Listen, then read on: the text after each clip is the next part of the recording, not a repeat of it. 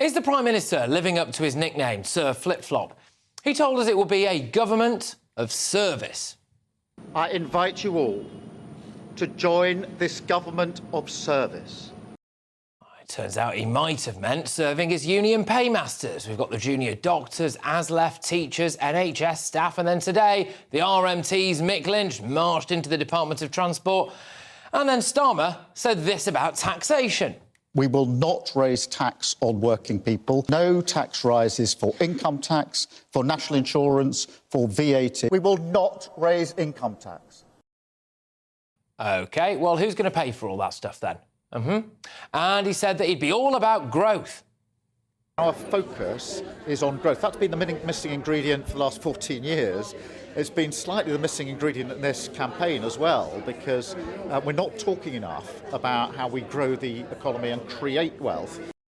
But offering whopping great big pay rises without any conditions for a better service will just cause inflation, not growth. And then he suddenly wants people to be able to work from home more, despite that meaning that fewer people will be on trains into work, nullifying the point, really, of his bumper trains deal. He slammed the Tories for considering cancelling winter fuel payments for pensioners. Last year, the Prime Minister was apparently drawing up plans to remove the winter fuel allowance from pensioners. So will he now rule out taking pensioners' winter fuel payments off them to help fund his £46 billion black hole? And now he's doing it himself. He said this as well about the Channel migrant crisis. I think that we can smash the vile gangs that are running this trade, that are making a fortune putting people into boats and breaching our border security. I'm not prepared to put up with that, and that's why I think the serious answer is to smash the gangs. And then he scrapped Rwanda with no plan B and hasn't even got started getting to work on his new border command. He put this guy in charge of prisons. We're addicted to sentencing. We're addicted to punishment. So many of the people who are in prison, in my view, shouldn't be there. A lot should, but a lot shouldn't.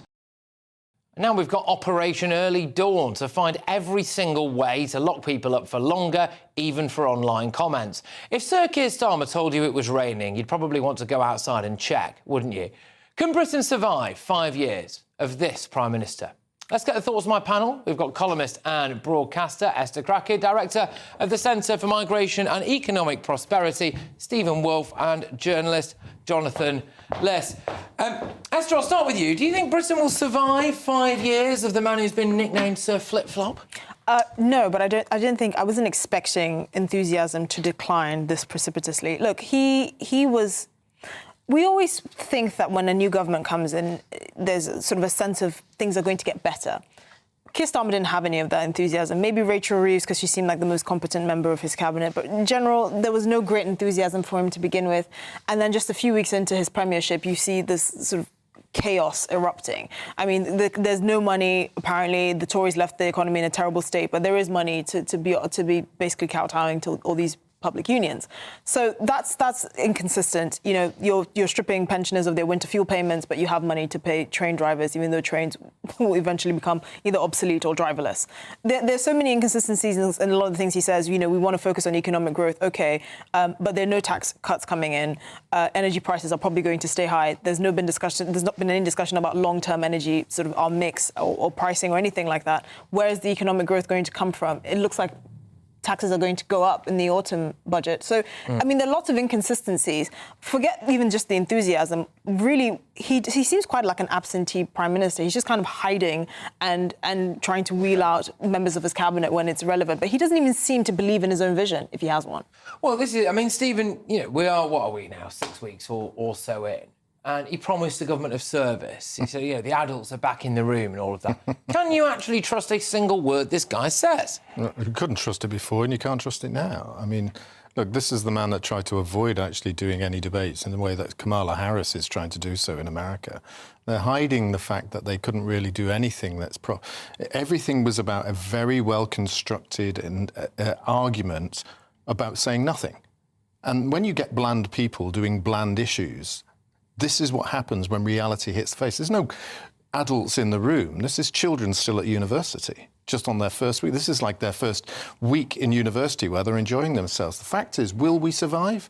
A nation survives, but will we thrive? Absolutely not. And I look at one particular figure that's going to really come down on them over a period of time. Our national debt is rising. The Conservatives have a huge amount to do with this, and I'm not allowing Labour to get off the hook on this either when they get involved. But it's 110 billion a year. That's 10.8% of our actual national income. 4.5 billion is just an increase in 1% of VAT. If we wiped out that 110 billion debt, we'd have no VAT.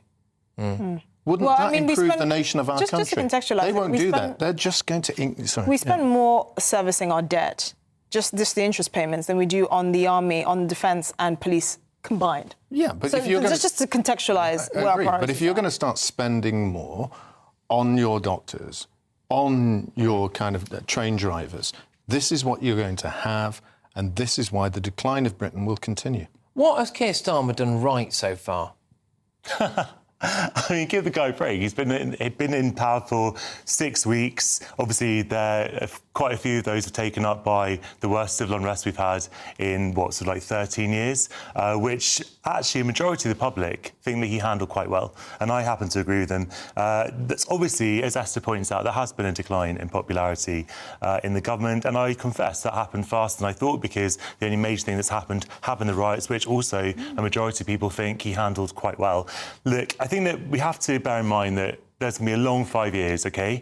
And there are going to be a lot of things that Labour does wrong in that time. And when it does those things wrong, Patrick, you know me, I will come on and I will tell you when I think they've done things wrong. I think that there is a risk of over-egging the pudding and saying that everything's falling apart, and it becomes a bit like the boy who cries wolf, because things are not falling apart. Obviously, things have gone terribly in sense of the riots, but that's not at Labour's door. No one sensible will blame Labour for what happened. Will you blame him for taking off money from people like my mother, who's not going to have the winter fuel allowance, who is not earning a fortune, as is the 11 million pensioners in this country who will now suffer because of Which is ironic. Stephen, I actually did criticise the Reeves move on that. And I have to say, Patrick, it's not scrapping the winter fuel payment, it's means testing it. So the poorest pensioners, in theory, will still get it.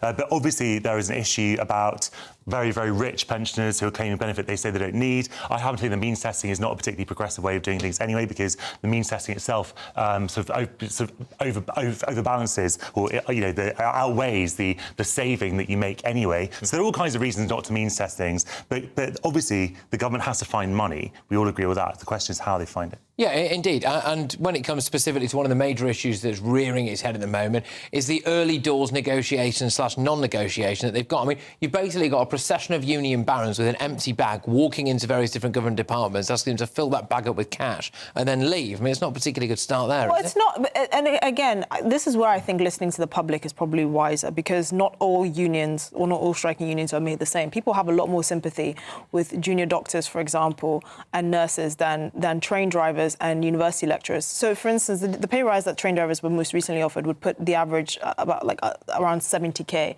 Most junior doctors don't see 70k for the first 10 years of their career.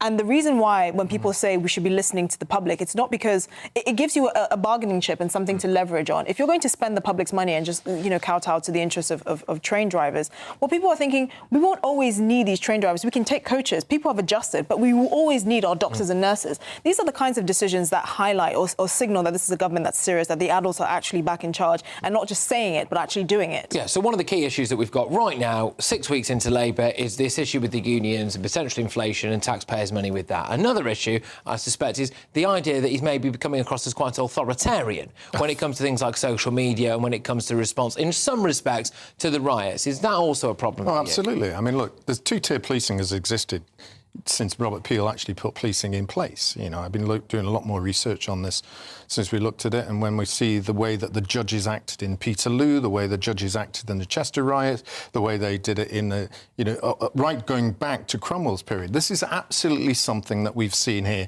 It's a class issue. Very much. These are working class people. We're in charge. We're acting like snobs. We're going to put you in prison straight away. But the fact is, nowadays, people are seeing this differently. They're seeing people being put away for standing outside a riot, and a judge turning around saying just watching it is a crime. That isn't acceptable in this country. Throwing bricks and putting them through windows, get to prison straight away. everyone agrees. But there's a level down there, and the way that he has actually enacted himself, almost though he is a modern-day Cromwell on this, shows me that there is a lack of trust in the British people, in our judicial system, and using it to crack down in a very unequal and unfair way. This won't bear well in the long term. Some quite scathing comments there. It looks as though they've physically pained you, Jonathan. I think that we have to be realistic about what's happened, that Labour has not introduced any new sentencing guidelines in its 6 weeks in power. It has not been, Shabana Mahmood has not been present in the courts to hand down sentences. True. Everything that you're complaining about would have happened under the Conservative government. So you may have a point in some respects about how we prosecute things, about the level of sentence, and we've had many conversations about whether some sentences are too lenient in this country, whether some sentences are too harsh. You can say that about some comments that you might make on social media, which you then delete, which you can go to jail for, or being present on a Zoom call, talking about blocking the M25 and getting 4 years for it. You know, this is not two-tier policing. There is a question about whether you might have an inconsistency in sentencing, which is not the same issue. My argument is there is two-tier policing because it's based on snobbery. Okay. Well, and the arguments of the language that he used as Prime Minister is not unifying language, it's very divisive language. It wasn't really understanding the causes and issues of which the vast majority of them. I would have rather him turn around and pointed down to those who were distinctly involved in the crimes rather than being more broad brush that he was. And I think that's his problem. Could I just take a very quick straw poll before we move on then? So however far into this Labour government we are at the moment, has it gone better or worse than you thought it would have done? Worse, because I'm surprised by how tone-deaf they are. I think it's just exactly how I thought it would be. This is exactly. Well, Patrick, no one could have predicted the riots, but I think the Labour's done pretty well, actually. OK.